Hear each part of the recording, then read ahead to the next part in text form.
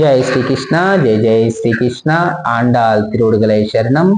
తిరుప్పావై 19వ పాశ్రం గురించి ఈరోజు పాడుకుందాం, భావాన్ని తెలుసుకుందాం, అమ్మవారి యొక్క కృపకు పాత్రులవుదాం. పాశ్రం.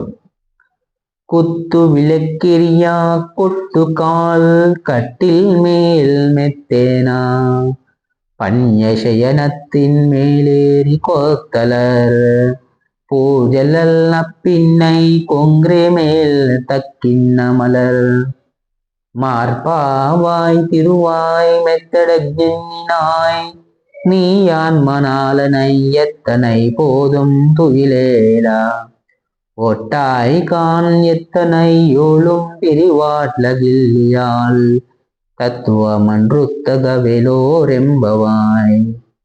అద్భుతమైన యొక్క పాశురం తెలుగు అర్థం ఏంటంటే, ఇక్కడ గుత్తి దీపపు కాంతులు నలు దశలా వెలుగులు ప్రసరించుచుండగా ఏనుగు దంతములచే చేయబడిన కోళ్ళు గల మంచము మీద అందము, చలువ, మార్ధవము, పరిమళము, తెలుపులనే 5 గుణములు కలిగిన హంసతూలికా తల్పముపై పవలించుయుండు గుత్తులు గుత్తులుగా వికసించిన పువ్వులచే అలంకరించబడిన శిరోజములు కలిగిన నీలాదేవి యొక్క స్తనములను తన విశాల వక్షస్థలముపై వైచుకొని పవలించియున్న ఓ స్వామి, నోరు తెరచి ఒక్క మాటైనను మాట్లాడకూడదా?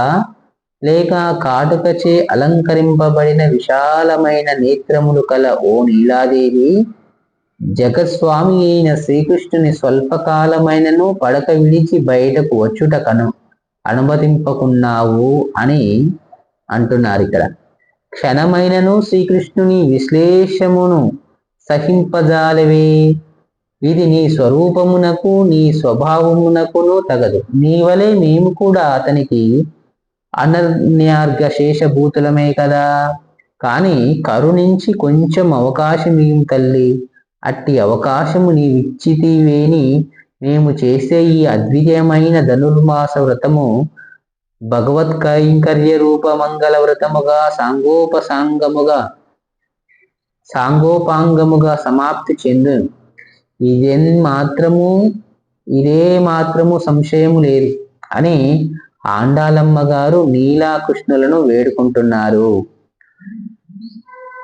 జై శ్రీకృష్ణ, జై జై శ్రీకృష్ణ.